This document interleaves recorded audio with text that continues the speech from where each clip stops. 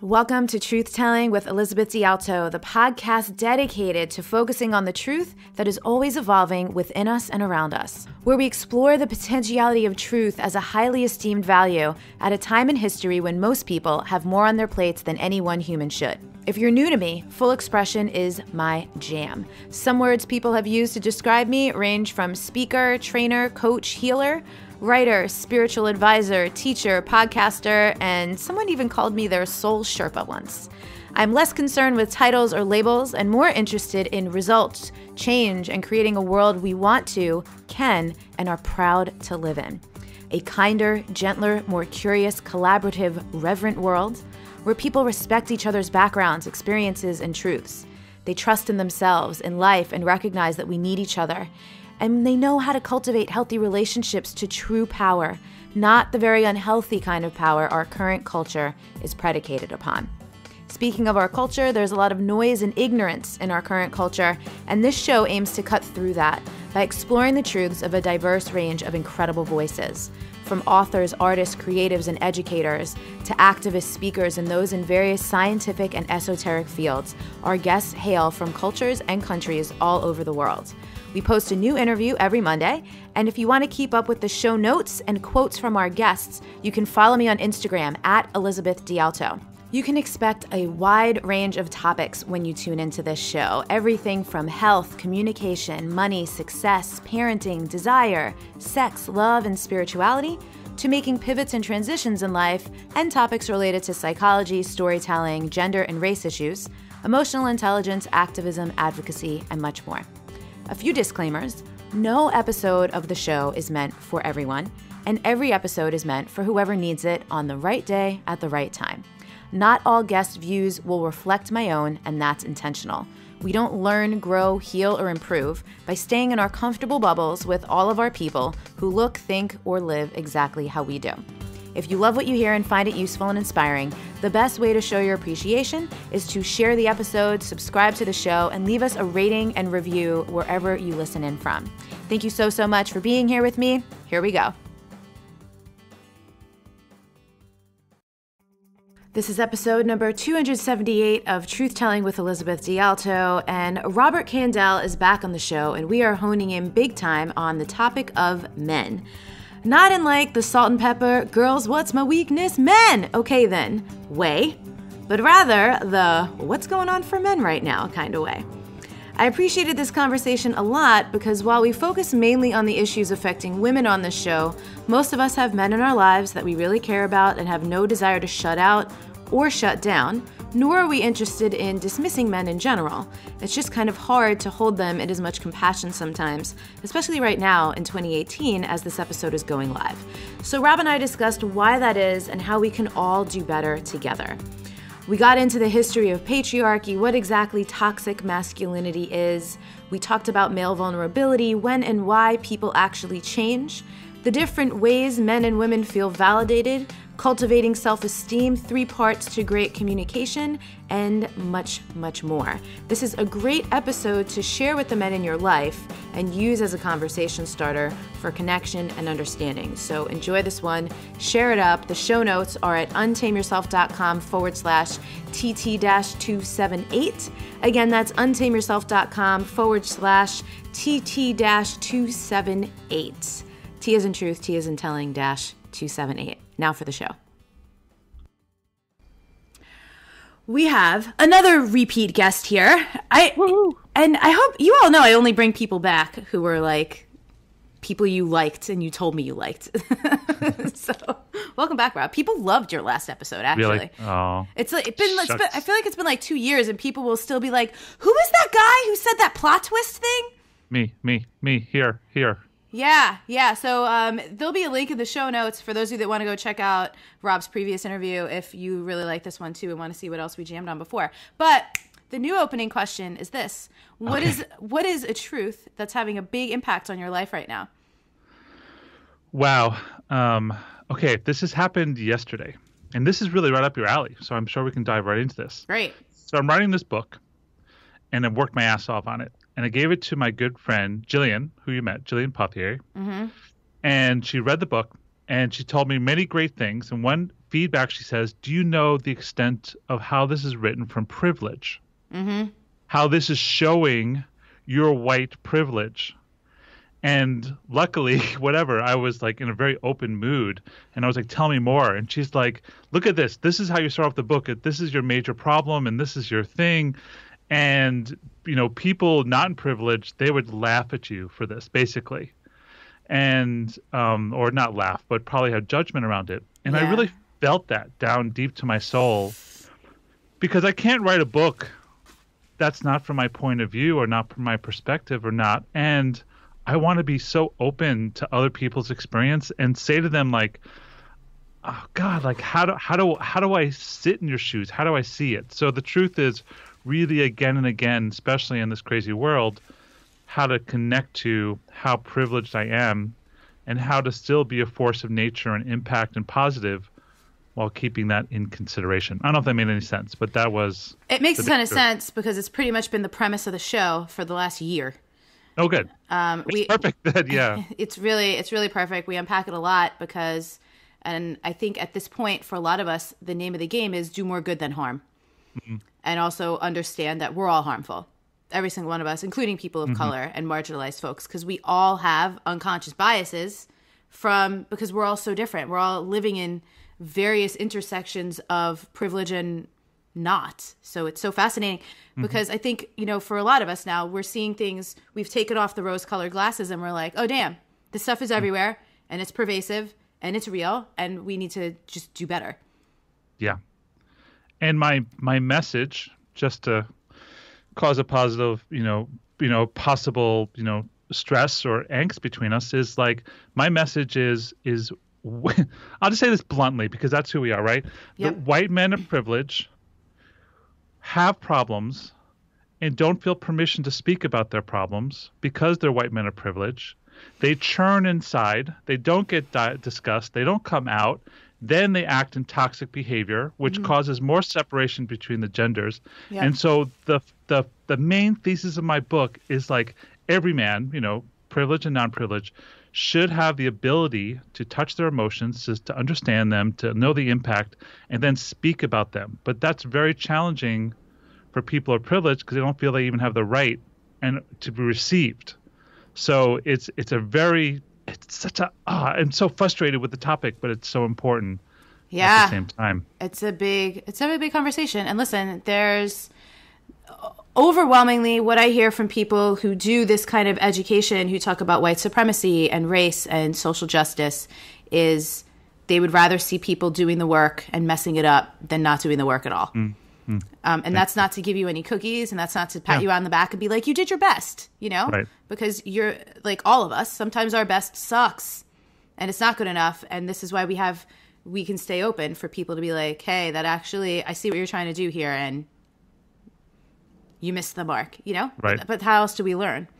Right. I'd be thrilled. I mean, I've made so many thousands of mistakes and miscues in my life, in every aspect of my life, from business to, racist, chauvinist, misogynistic thoughts, like, interacting with women. Like, my entire life has been, thousands of mistakes. And I feel like the best thing I could do is just get better at hearing and learning from them. Yep. And I'm going to continue to make mistakes and to surround myself with people to tell me the truth, including you, whose opinion I really respect, to get the feedback and to learn. I mean, how else am I going to do it? Or to stay in my straight, cisgendered, white, privileged male blinders. Yeah. Like, I can't grow from that. So listening is the most important thing. I am really glad to hear you say that because I think the enemy of listening is like defensiveness, deflection, and dismissiveness, which is what I see a lot of people doing specifically in online conversations, I think both consciously and unconsciously. And something I've been saying a lot to reference a lot of things these days is that some of these things, there's an explanation for it, like what you were just saying. White men of privilege feel like they can't because they are, and blah, blah, blah, and they have this. That explains it, but it doesn't excuse it. Yeah. And the fear. I mean, there's a lot of fear I feel in speaking here's my fear. The fear is I'll tell the truth of how I see it from my perspective. Yep. And then just in speaking my truth, I'll offend someone. They'll go away hurt, negatively impacted, harm done by Rob Kandell. Don't tell me. Don't give me the opportunity to rectify or explain. Yeah. And I won't even know. Like, I'd be so much better if someone said, hey, that was kind of a stinky thing to say, or that hurt my feelings, or that was unaware, or that was just plain dumb. I would so prefer that than someone just bailing and not giving me a chance to listen, explain my motivation, find collaboration rather than silence, which happens all the time. Yeah. And at the same time, no one owes you anything. Right. Yeah.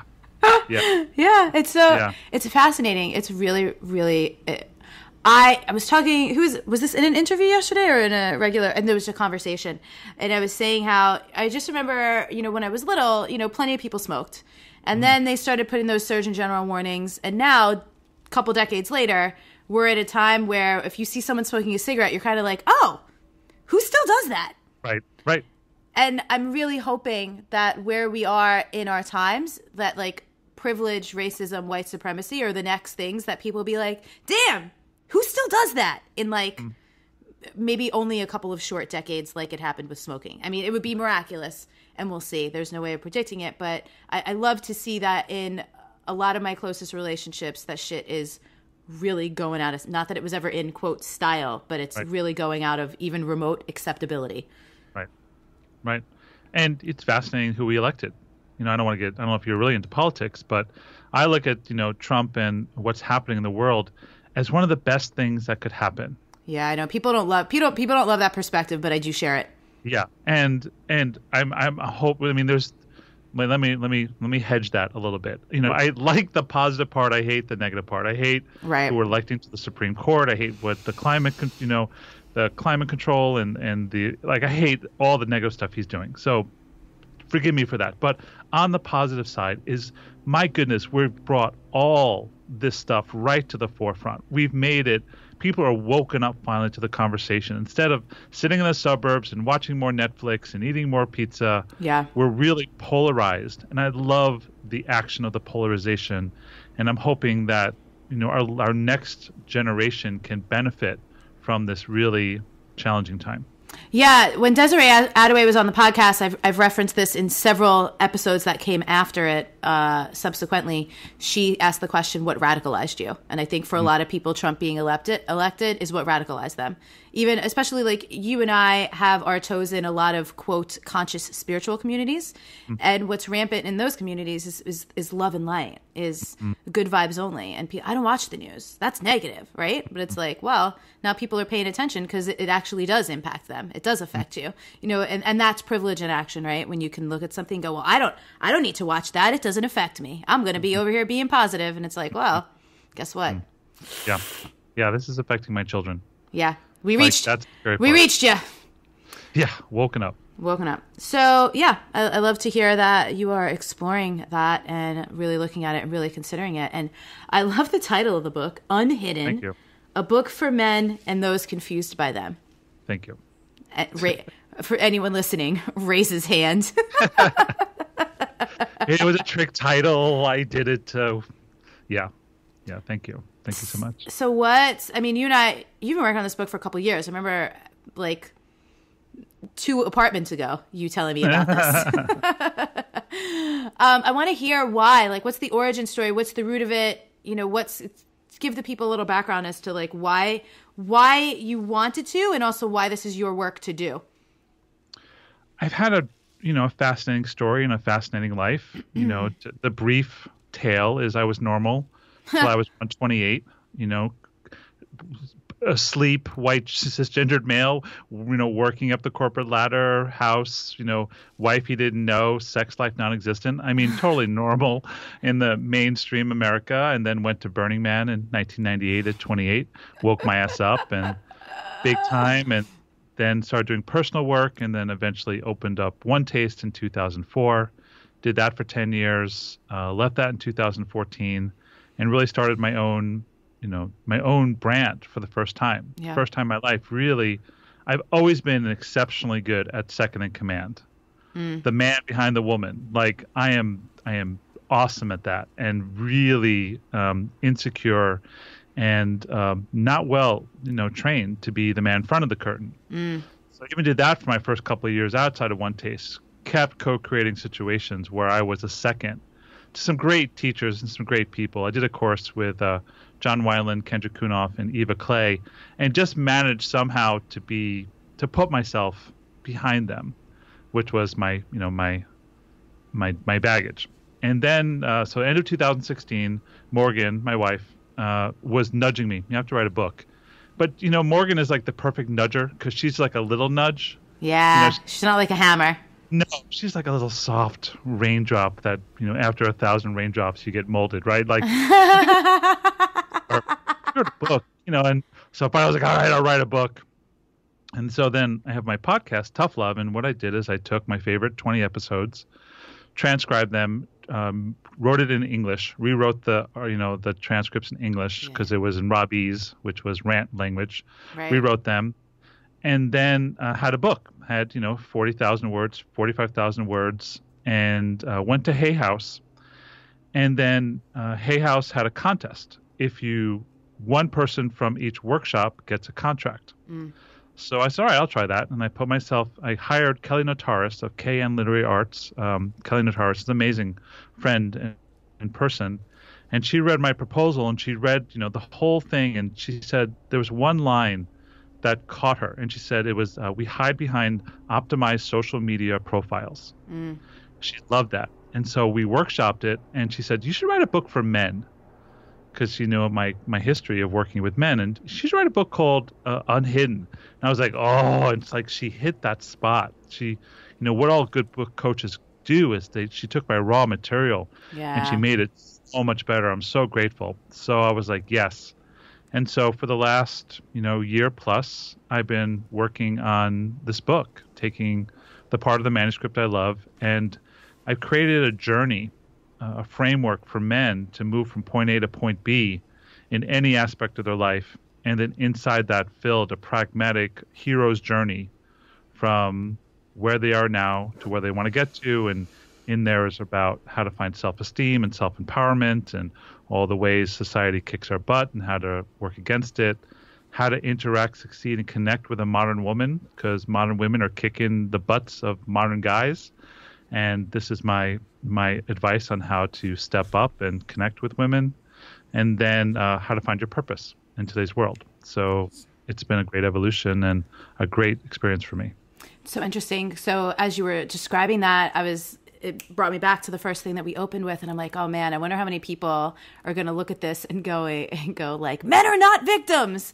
But there is so much in men's experiences, like you said earlier, that is just not, we don't have room for it. Right. Which then, so it's a chicken and the egg thing, right? Because we don't have room for it is how we end up with things like toxic masculinity. And so again, explains it, doesn't excuse it. So it sounds like you've put together some solutions, huh? Yes. Well, check this out. This is all things I learned. This is the best part about writing a book is how much you learn if you apply yourself. So the patriarchy has been around since 3500 BCE or 4000 BC, depending on which historian you follow. So let's just call it 4000. So the patriarchy has been around for 6,000 years, really sparked by agriculture. Previous societies were egalitarian, especially in the hunter-gatherer time. And my understanding is once agriculture came in and land rights, the patriarchy, which was once called the fatherhood, got created. So men have been in the patriarchy mindset for 6,000 years, which is a drop in time of human existence and a serious drop in time in the world's existence. But 6,000 years is still a long time in our psyches and our experience. Yeah. What happened in the 1960s, a mere 50 years ago, so a very small percentage of that 6,000 years, is the society started to create a platform for women to rise up to meet equality of men. There are a lot of programs, especially at the school level, focused on girls, and I use girls as women below 18 deliberately, especially around the concept of STEM, science, technology, engineering, and math, just to equate the playing field, which I am thrilled about, amazing, like awesome, 100% behind. but they did not create the complementary programs for men. So if you look what's happened in the last 50 years, women are risen up, not equal yet, but risen up significantly. And the statistics show this, and men have sort of stayed the same. And what's happened to men's collective psyche is they feel things are changing, don't know who to be, don't know who to act like. The John Wayne madman personality is gone. And instead of standing up and saying, okay, it's time for me to wake up, it's time for me to work on myself, we're just standing still or whining or complaining.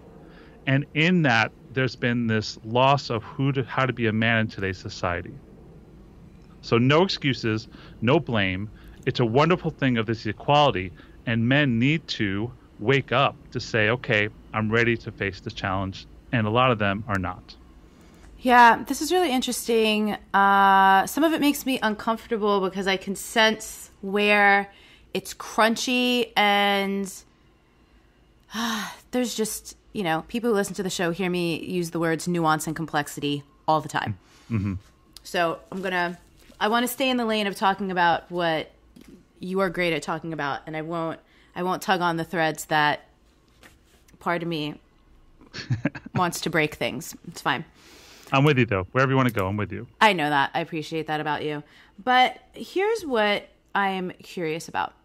As I was hearing you say that, I'm also thinking, a lot of this depends on people's trauma, people's, psychological foundations like makeup and things like that. There's so when I'm saying like nuance and complexity, it's like, yeah, I get it. Like statistically, okay, like women make more money. And again, this is where the privilege stuff comes in because it's like, well, sure, the rising tide lifted all the boats, but it's still like such a disparity, and also depending on like what race and what class you're part of, like all those things. I want to acknowledge the things. We're not going to dive into them because neither Rob or I are experts on that, and True. I want to have a responsible conversation.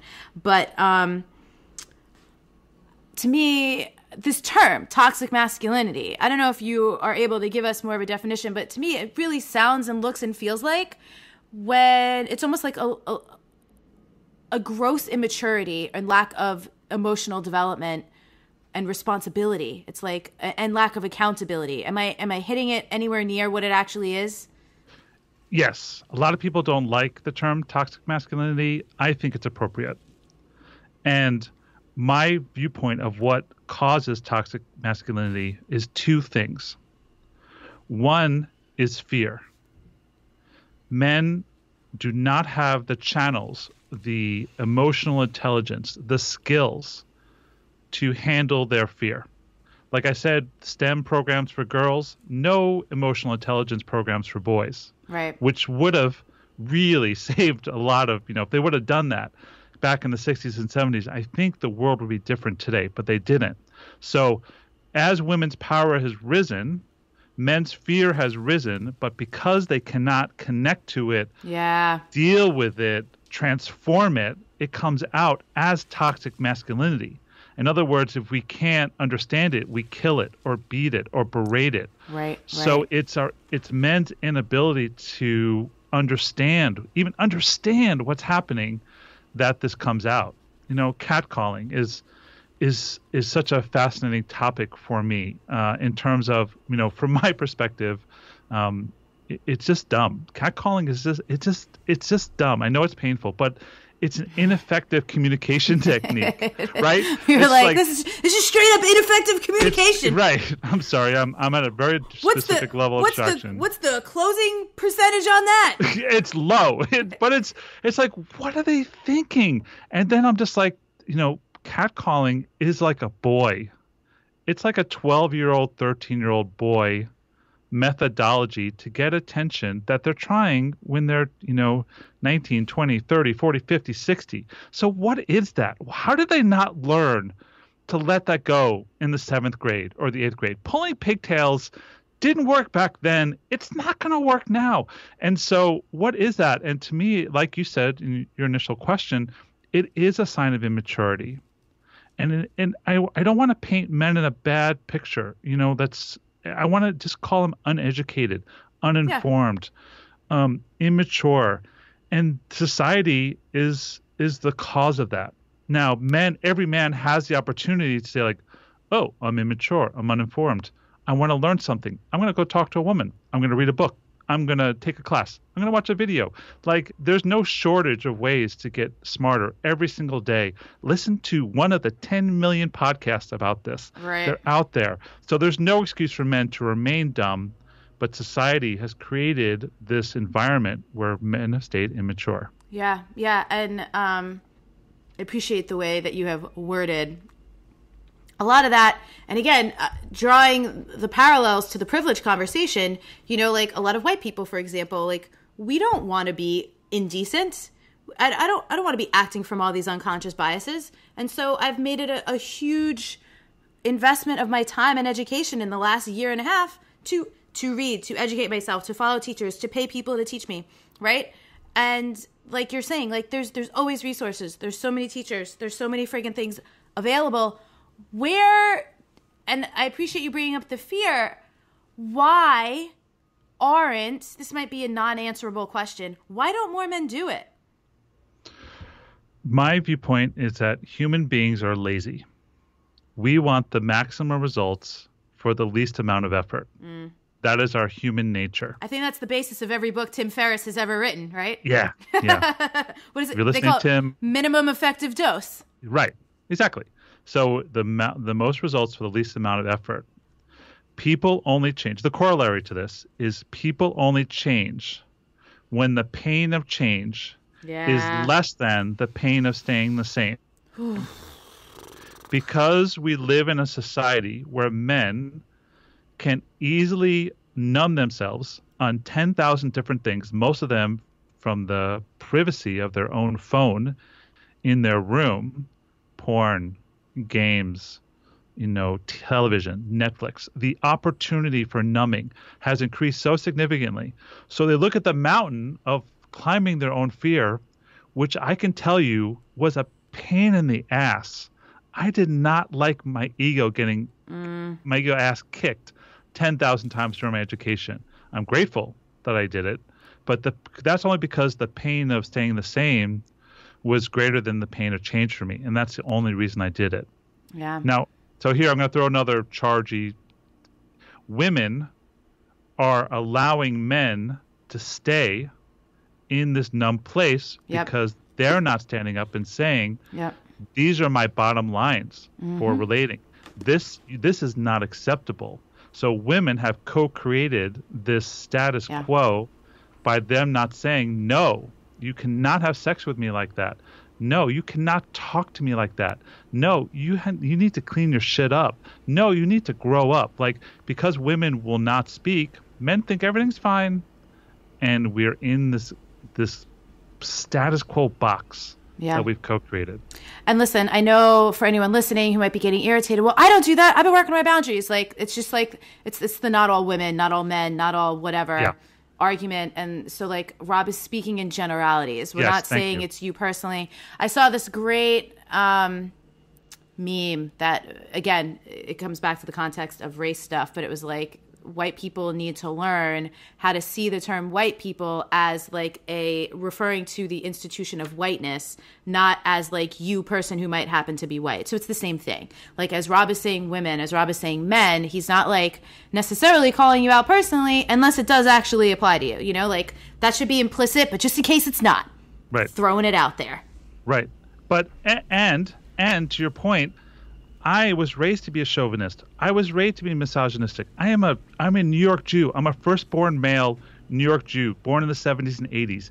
Everything about me was trained to be chauvinistic and misogynistic. Those programs are still inside of me. My white privilege still inside of me. It's all in there. The only thing that's changed is my relationship to them. And my awareness of them. And there's still so much to go. My point is that yes, I'm not talking to you, but yes, I'm talking to you. Because it's in there, and it might be a blind spot. And so it's a friendly, loving, going from good to better, climbing the next mountain, helping out the fellow man, and positive impact. It's like, keep digging, keep looking. I'm not getting lazy. I'm keeping on working. And from that, I still see things. I still miscue with Morgan. I still miscue with people. And so grateful to have a feedback loop so I can learn. Yeah, and as you're saying that, I am just reflecting on the level of compassion it takes to do your own work, like compassion with yourself, but then, to offer that to other people, right? Like, we're not saying that you have to tolerate other people's nonsense or bullshit, but like give people room to grow. So this is interesting. I'm curious for your opinion on this. So we see a lot of these men who've been called out in the Me Too movement and stuff like that. Let's use Louis C.K. He's a great example. Yep.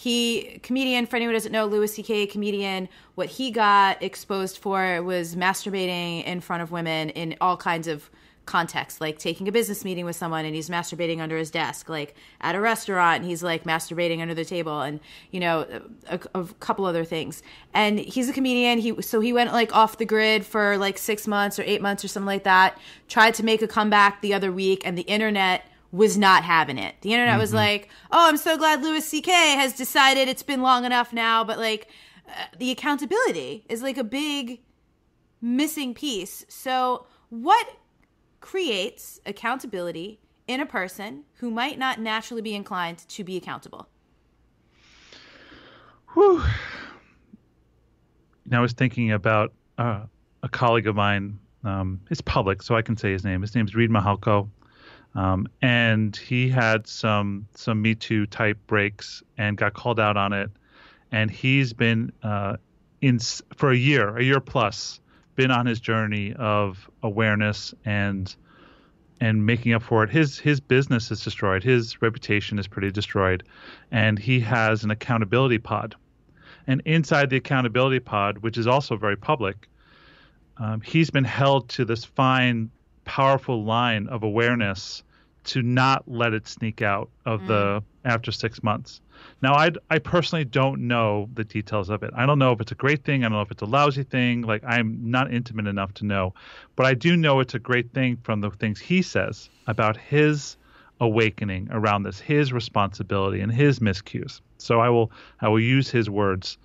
So for someone like Louis C.K., there's no accountability. No one, the only accountability he believes he has is to the public who are going to buy his albums, watch his movies, or turn up to his shows. And so when he tried to sneak back, I actually read an article where he said actually try to sneak back into a show. I am thrilled the internet's just like, no. And we've got to do this not from a witch hunt perspective. Yeah.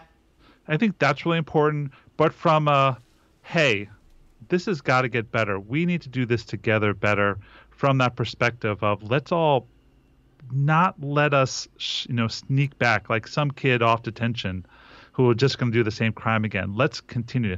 So an accountability pod for the Louis C.K. to go through the process with educators who can use him, and that's the best impact he could have in the world. Yeah. To do this publicly. And that, that it is cool that there is kind of like a public court of accountability that goes, nah, dog, no. Yep. Like, what have you done? Like, what have you actually done? Like something, I don't believe I coined this. I might have read it somewhere because it sounds like a meme, but maybe I said it first. Who knows? Like, the best apology is like corrective action. Mm-hmm. And we don't know. Like, what did he do? What did he do to like make amends or like do better? Like, how do we know he's not going to do this shit anymore? Other than the fact, because I think there's a difference between clearly you're not going to do it in a way that you'll get found out. Like, you don't want to get caught again, right? It's like, but how many of these people would have been compelled to stop their shitty behavior had they not been caught, I guess is the question, right? Mm-hmm. Yeah, totally. And, I think about 12-step. I, have a long experience with 12-step. And there's this thing called white knuckling it. And for people who stop drinking, who then, have the willpower just to stop drinking, but then are living the rest of our life avoiding past bars and past alcohol, and they're white knuckling it. Imagine like walking in a cart in the supermarket with their fists so tight around the shopping cart to avoid reaching for a bottle. Mm-hmm. That white knuckling doesn't solve the underlying problem of what caused the alcoholism or what caused the addiction, what childhood thing, what part of them, started this whole thing. And I don't know, but I doubt seriously that Louis C.K. or most of these people reached out. Even Harvey Weinstein, I doubt, has truly gone in to look at what's the core of it? The greatest thing Louis C.K. could do is to expose his journey. Neil Strauss, I don't know if you're a fan of him. The Truth. That thing, that was a hard read. It was intense, but it was amazing. Amazing. Like Neil Strauss, who's an associate of mine, hoping to be a friend. So he wrote The Game and I think it's the early part of the century. And The Game talked about the pickup artist, world. And he was the one with that book to really bring it to the forefront. Like he basically made that an industry, right? He made it an industry and really did some damage in terms of really bad behavior, introducing and approving of, and he's a reporter. I love him. He's a reporter and a brilliant writer. And when I read the book, I saw that he was reporting, but the impact was he brought a really bad meme into the world. Then, 10 years later, he wrote The Truth, which was his journey of the effect. Mm-hmm. And if you want to read someone laying it out on the line, that is the model. And I wrote him afterwards. I was like, dude, it really was like, dude, that was awesome. And so if Louis C.K. could write his truth or, do his journey, I think that would have the benefit. That could have some of the accountability. Will he do it? Probably not. But that's when you talk about what I think could help, something of that regard. Yeah, and this comes back to like what you were saying earlier. I don't think you used this term, but I'm just going to call it male vulnerability or masculine vulnerability, where it's like men don't have the places and spaces or feel like they have the permission to share their journeys and share their experiences, but it has to go somewhere. It has to go somewhere. I think about this story. I think I heard Elizabeth Gilbert tell this story on Rob Bell's podcast, but I could be wrong about that. How she had a friend who was either a priest or a monk, I can't remember, but had quit. And I had never thought of this before, but like, what are you doing as a priest or a monk? You're sitting and you're taking people's confessions. You're listening to people, like people just dump, like people aren't going to therapy. They're going to go to you. They're just going to tell you. And they're going to tell you this stuff because they know that you can't tell anybody else. And like, but where does that go? Like it's so, and a lot of these people are masculine figures. And then like you see, things happening in the Catholic Church and whatever. So it's, these are extreme examples of like, I want to be sympathetic to men's experiences and like the limitations that create the things like you were saying, toxic masculinity, and at the same time not excuse it. Right. Quick break in the show to give you a Patreon update. I am loving the platform over there. Some of you know, and some of you are already members over at patreon.com/Elizabeth Untamed. But if you don't know what it's all about, it's this amazing platform that lets artists and creatives and activists and other kinds of entrepreneurs share their work in an exclusive way with fans and followers and people who just want to get access to specific things. So what I post over at Patreon are Wild Soul Movement practice videos, 2 bonus podcast episodes a month, which are very similar to the Sunday sermons for those of you who used to enjoy those. And as well, I recently added a tier for those who are interested in just getting my stand-up comedy clips and videos from shows and open mics and ideas and feedback on premises and punchlines and things that I'm working on as I develop as a stand-up comedian. So it's super fun. The first official show I did a few weeks ago was called Does This Make Me Look Spiritual? And I went all in on my experiences living in a New Age hippie community in San Diego for 3 years. So that was super fun, and that full set is up and available in Patreon. So head on over to patreon.com/Elizabeth Untamed. I keep those things exclusively over there. They do not get posted publicly in full anywhere on the internet other than Patreon. So if you're interested in that stuff, head on over to check it out. And now back to the show. I did a call with Satyan Raja. I assume you know the Yeah, Satyan. yeah, he's been on the show. Yeah. And we did a call. And we're talking about this, and we're talking about the need for time for women to off-gas the anger. And he was like, yeah, he got that voice. He was like, yeah, I think this might take 10 or 15 years to give the space for the 6,000 years of the patriarchy.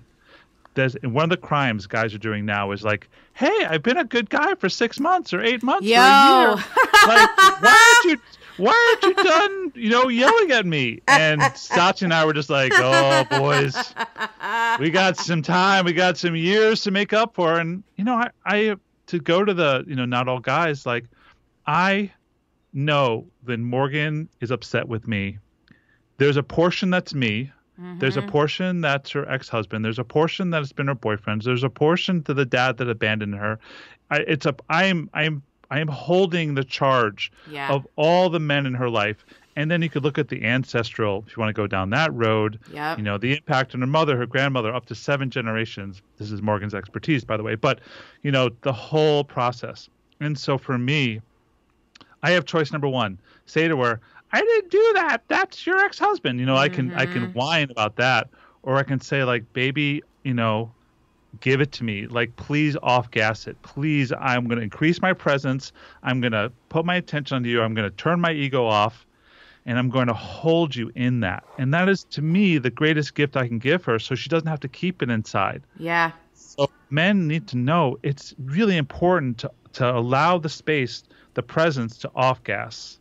Yeah. Now, just one more thing is, I will vulnerably say there are times I still get triggered. So I'm not on some platform saying I've got it made, but that's my intention. My intention is to be a space where she can off-gas. And it might take years, decades, generation of women off-gassing, the last 6,000 years. But if we want to find equality and connection, we need the space for it.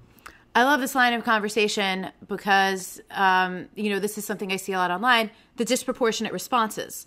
Like someone says something messed up, a man says something and it's like, like this woman, that one, people are sharing it, thousands of people are chiming in.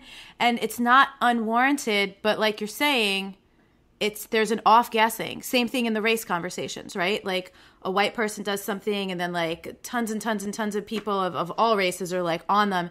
And yes, what they did was messed up. And also, yes, the response is disproportionate because what's coming is not just this one thing that you did. I'm not just responding to that. I'm responding to everyone that's ever done something like that. And like, that's what I'm talking about with like, people have trauma in their systems. People have like this historical stuff. And so it's really what I want to ask you then, and I'm sure this is probably in your book, is as we'll stick to men because that's your expertise. How do men cultivate that? Because for sure, even hearing you describe your experience, the first thing that comes to my mind is there's you have done a lot of work on your ego to be able to sit there and take something that is not fully yours and be willing to do that. Yes. I had a bunch of people read my book ahead of time, and the question they all had is like, you write this like this is easy. How do you do this? How to get to this point? Yeah. So I'm like, okay, my next version, I'm going back and informing my steps. So that's important. I've been doing work on myself for 20 freaking years, 20 fucking years. Like, so please understand that this has been my focus for 20 years. Asterix, like. Yeah, please. Please don't look at your boyfriend and think, why can't you do that? Because I've been doing this for 20 years. And we do. So wait, I will interrupt you for a second. Women, or, it's not even just a woman thing. We all, I think as humans, we all do that. We find like the ideal, we put something on a pedestal. We're like, well, this person can do it. And it's like, but what went into that person being able to do that? Sorry, keep going. Yeah. And I was embarrassingly dumb in the beginning of my journey. So, but the answer to your question is, learn to build self-esteem and self-validation. We are external validation junkies. All people are, but I'll talk about men. Men are external validation junkies of a different ilk than women. Men look externally for validation in terms of money, power, an attractive wife, the right job, the right car. We base our value on our perception of how the world perceives us, which is a horrible idea. It's like betting your rent on a tech stock, because sometimes you're going to be in the money, and the next month it might be in the toilet. So my main thesis is the way to be this is to learn to build self-esteem. Self-esteem is built upon esteemable acts that have you feel good about yourself, and this is very customized. For example, going to the gym 3 to 4 times a week is a very strong builder of my self-esteem. Telling Morgan the truth rather than withholding it, even the little things, has me build my self-esteem. Being in integrity with my clients, if they make a mistake around money, or, saying no to a client that doesn't feel right, or saying no to a client who can't afford me, like that increases my self-esteem. When you build your self-esteem generative muscle, what happens then when a woman comes at you screaming about her ex-husband but says it's you, you have the intestinal fortitude inside to hold your presence and know, that's like 18% me and 82% this person. Like, you're able to see it, and you're like, okay, all right, I'm going to take responsibility for the 18%. And then when she's done ranting and yelling at me, we'll have a conversation, and I'll apologize for my 18% and then explore. But if you're looking at her yelling at you like you did something wrong, you're screwed. You have no clarity, you have no sight, you have no pace, you have no presence. And so building that self-esteem is mandatory, I believe, for this next generation of men. I love it. Does that come from 12-step too? I feel like I've heard that. Is that, or I mean, it's probably in a lot of healing things, right? Self-esteem, I learned self-esteem is built upon esteemable acts from a 12-step meeting. The rest is my, abstraction of other people's knowledge. You've used the word presence a couple of times, and I'm curious about this. Again, in conscious, spiritual, I always put those in air quotes, communities, words like conscious and words like presence get tossed around without deep practice. And I think people think they're doing it, but they're not always necessarily doing it. So, like, what is real deal presence? Like, what does that take? What do you mean? Presence could be simply defined as your attention outward with connection to your internal state of being. Cool. So imagine you're driving in a snowstorm. At that point, your awareness is much more out than when you're just driving your normal route on the freeway, you're listening to a podcast, you're fiddling on your phone, you're having a conversation. It's just that turning up the volume of awareness to look for those skids or those bumps. What happens in relationship is, without intention, most relationships have very high presence in the beginning. Yeah. I want to charm this person. I want to get this person into bed. And then over time, as we become more acclimated to the person, our presence tends to decrease to some version of status quo until there's a fight, or you drink a lot of alcohol, or do drugs, or do plant medicine. It's like at that point, things get shaken up. But, our presence decreases because, we want to conserve our awareness. My belief system, in contrary to this, is that we are evolving human beings, constantly evolving. So I keep my presence on high with Morgan to notice the fine little details of her evolution, which has her feel more comfortable and enticed to share her evolution, which makes her more interested in my evolution. And all of a sudden, we are in deep, intimate relationship with each other. I'm curious, how do you feel, or what do you think the impact of so much communication these days being text-based has on, like, everything we're talking about? And I'll give some selfish context here. I was dating someone for a couple months this year, and we never spoke on the phone once. We, like, when we would hang out, we'd have, like, deep hangouts, awesome, lots of conversation and connection. But then everything, and we would communicate a lot, but it was all text-based. Yeah. And two people who are pretty good communicators, but there's just, I feel like there was a lack of really actually getting to know each other. And then, of course, like, as things started to fade, like, weird miscommunications because it was all text-based. So I'm just, in general, how do you think that's impacting all kinds of intimate relationships? I think it's a killer of intimacy. I think it's one of the most detrimental aspects of modern society. And I'm a frequent texter, but I'm not an emotional texter. Ooh, this is a great distinction. Yes. I love the efficiency of texting. I'm an efficiency snob. Yeah, I'm an efficiency snob. And so I love the ability to coordinate and have multiple conversations, to multitask in terms of text messaging. in terms of the ability to do that. But when it comes to emotions and other aspects of relating, I won't do it over text. I'll actually call Morgan, or I'll say, let's talk about this when I get home. I will never again fight over text messaging, which is I hate it. I had a lot of that one taste, a lot of text fighting. It's awful. So I think it's a killer, and we have way too much dependence on it. And you know what? As you're saying that, I have someone in my family in my life. We actually fight better via text because we can edit our thoughts, but we also know each other really well because this is a lifelong relationship. Yes. So, and I think when it's someone new and you don't know their context, you don't know where they're coming from, you don't know, and you don't have that foundational relationship. So, like, as you were saying that's an enormous distinction. Like, I'm having a revelation moment of being like, oh, not an emotional texter. Yes, right. That is amazing, And I could just see that being really impactful with probably like 99.9% of people other than this one person in my life who might be an exception. Right. Well, I'm a communication. I'm changing my branding to becoming a communication expert. So because communication is my true love underneath all of it.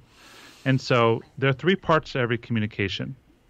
There's the words or the content, the words that come out of your mouth, the letters in order that you type on your phone. There's the intonation. Yeah. That's the modulation of your voice, the pitch, the speed. If you type on all caps, it's about the only way you can do it in text messaging, but it's the modulation. And then there's the intention behind the communication. When all three line up, the chances of your communication landing as intending increases significantly. But what happens with text message and electronic messaging is you lose intonation. Tension is much harder to feel, though we do feel it. Like, you get a text message and you're like, ouch, wow, what was that? The words were benign, but ouch, what is that? So we can feel, but the verbal word, the face-to-face word, even visual with the face, we lose all that with text messaging. So I am not an emotional texter. I am an efficiency texter. I love that. And that's my new, I'm making this pledge to myself right now. Love it. I love it. What else? Is there anything else about the book that I haven't asked you that you really want to talk about? Well, the part that I don't tend to talk about because it's not as cool or sexy is let me interrupt you. We can only talk about cool and sexy things here, so pass. All right, gotta go. Just Bye. kidding. Sorry. Okay, keep going. The cool and less sexy part, how's that, is this concept about a man's purpose. And this is the last section of the book, and it's interesting because it was the easiest to write and the most emotional part to write. Because I was raised to be an ornament of my father. Ooh. If you go to NLP, NLP Marin is where we're learning transformational NLP. Amazing teachers, amazing. Carl and his team, amazing teachers. And they have an incredible podcast where you can listen. So, and we just saw him last weekend. So the concept is that certain types of parental structures have children as ornaments of one parent. Whereas you're the good son or the bad son. You follow the rules. You follow in the path. And so my father's relationship to me was ornamental, where I was an extension of him, if there's another way to say it. So I did that extremely well. I was living my father's wet dream until I was 28 and went to Burning Man. Burning Man. Yeah. I mean, to the T, I was in corporate America. I wore a shirt and tie every day. I was climbing up the corporate ladder. I had a 401k. I had health benefits. I had a 6-figure salary. Like, everything was beautiful at 28. I was living my dad's wet dream. And my entire life was, good college, hardworking, not a lot of play, not a lot of, not much alcohol, never had drugs, smoked pot once, didn't like it. 28, right? Then I went to Burning Man and I just got, I was going to say, I did mushrooms for the first time. And I was like, oh, there's a whole world. And I started talking to my wife, my first wife, about sex, and I was like, "What?" And like it was epic change. came back from Burning Man, started a new direction off my father's path. And basically, 28 Burning Man, 30 disowned. My father disowned me because I was so far off his path. And it's been 18 years, and now, many amends have been made, but there's still never that connection we had before I made that choice. But I am so happy. I am so thrilled that I did that because I honored my father's path, but I didn't follow it. And so there's so much pressure on men, subtly and not so subtly, to follow their parents' path. I don't want to just say fathers because sometimes mothers are stronger here, but and we do it consciously or unconsciously. We're so afraid of abandonment. We're so afraid to be disconnected from our family. Even if we hate them, we still have unconscious needs to be in connection with them. So the more work I did on it, the more I saw it and how important it is for men just to know these ties and these rules and these concepts lie inside of us and how to consciously untie them rather than rip them or be bound by them. So what's interesting, so you're saying path, but what I'm kind of hearing is success path. So okay. I'm wondering if someone has that ornamental relationship, but the parent has not been successful. Is that a thing? Oh, of course. Of course. Yeah. I was coaching this one woman, I'll never forget this, who was brilliant. She was a queen. And she kept bumping up against this glass ceiling. And what happened in the work we did together, we figured out that if she made like $1 more or $10 more, she would make more money than anyone in the history of her nuclear family. Right. She was afraid of their abandonment if she crossed that platform.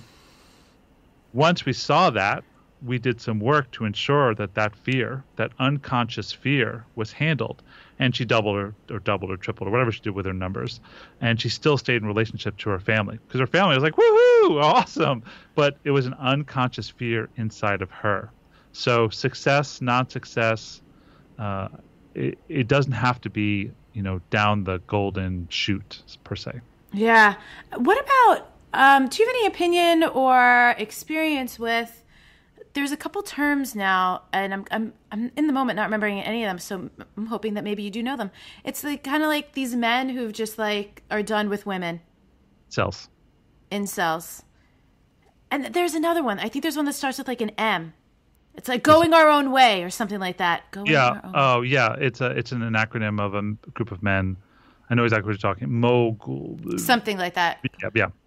There's also, to add to this list of names I don't remember, there's a demographic of Japanese men under 30 who are virgins, who are not having sex, which are impacting significantly the whole economic system of Japan. It's like a huge demographic of Japanese men swearing off sexuality. But are they swearing off sexuality, or are they just having sex with like robots or something? Yeah. Sex and robot, right. They're not interacting with, sorry, thank you for the clarification. They're not dealing with humans. They're dealing with robots and porn. So it's changing the economic system because these guys are just like, I'd rather deal with a robot than a woman. So I'm giggling. I'm not laughing at these people. I want to be really clear. It's just like, when I was a kid and I would see movies like Demolition Man with like Wesley Snipes and Sandra Bullock and Sylvester Stallone, and this was like a futuristic movie because they were like riding around on Segways. Right. Now I live in like Marina Del Rey where people are like riding around on like these scooters. It's just like kick, go. And like there's a demographic of Japanese men who only have sex with robots. Like, what the hell is going on? Right. Yeah, well. Didn't that movie they like didn't touch, they like kind of waved? I don't remember. I remember there was a waving thing. Incels, yeah. It's just sad. It's another example of men just giving up. Yeah. And I mentioned in the middle of this, there were two reasons that I think of toxic male behavior. One is fear. The other one is desire. I think men have inability to really understand, incorporate, and process their desire. Yeah. And because they're so afraid of being ostracized, excommunicated, they push it down. And guess what happens when you push down desire? It comes out in very toxic ways. Really bad. It's in the cancer. It's in the rape. It's in the fetishes. It's in the darkness of it. It's in our shadow. So I think incels are guys who just have so much desire and no skill, no pathway, no educational process to learn how to deal with this power plant, this nuclear power plant that lives inside of us. Mm-hmm. And the difference is, and not to say that this is the right thing, but they're just giving up. And in the giving up, there's so much loss of life. And it can impact an economy. Yeah. And I was just giggling earlier at like the sheer absurdity that like this is where we are in some cases, but I have just so much compassion for it because you see like it's painful. Like people I don't think this would be people's first choice. They're not like, this isn't like an empowered choice. It feels more like a last resort. It's a fuck it. Yeah. Which is a bummer. It's a fuck you and a fuck it. Yeah. Yeah. And it's especially, it's beyond a bummer when people when it's really been stuffed and they decide to take it out in violent ways on people who may or may not have even been the person who inflicted the harm. Or on themselves. Themselves. Yeah, there's a lot of suicide for men. Yeah. And this is why I think this work is so important. And it's important to have these conversations and like, men have been the most privileged. White men have been the most privileged. And like, yes, I get all of that. And men need to unpack those things. And at the same time, the conversation around privilege that I appreciate so much is that, privilege isn't saying that you won't have challenges. It's just saying that your particular challenges will not be based on the color of your skin. Thank you. That's new.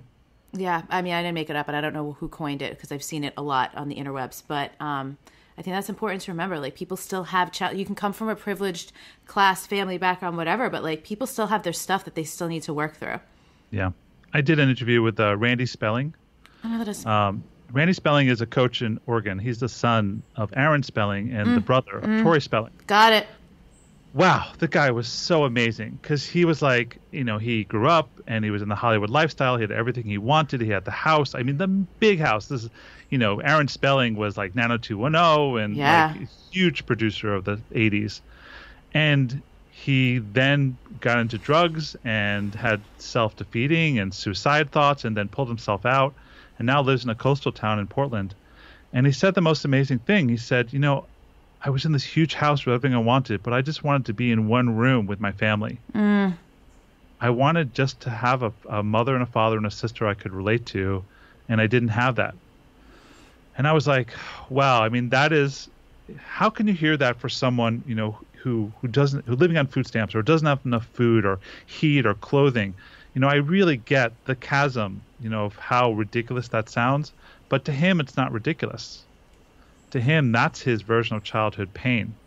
And so my belief system of who I want to be in the world is whatever pain comes, I can open to it, have presence for it, validate it, and work on the solutions. Be that the person without any food to a guy with everything who didn't have any intimacy. Yeah. So it's a loaded question, but I'll use this to wrap up. Maybe we might go a minute or two over if that's okay. Sure. A lot of teachings, a lot of these books, personal development, I know you're also a fan of Alison Armstrong's work. I don't know if you're into David Data at all, but one of the things for me that I really wish people would be more responsible about is addressing and teaching and including that, like, some people actually have mental health issues. Like, some people have personality disorders or inclinations towards them. And so even a lot of what we've talked about today, a lot of it will work, in air quotes, with people who are inclined towards, like, healthy mental and emotional function. And some people just aren't. Yeah. So I'm curious from your perspective, is this just like me being super sensitive because I've had that experience?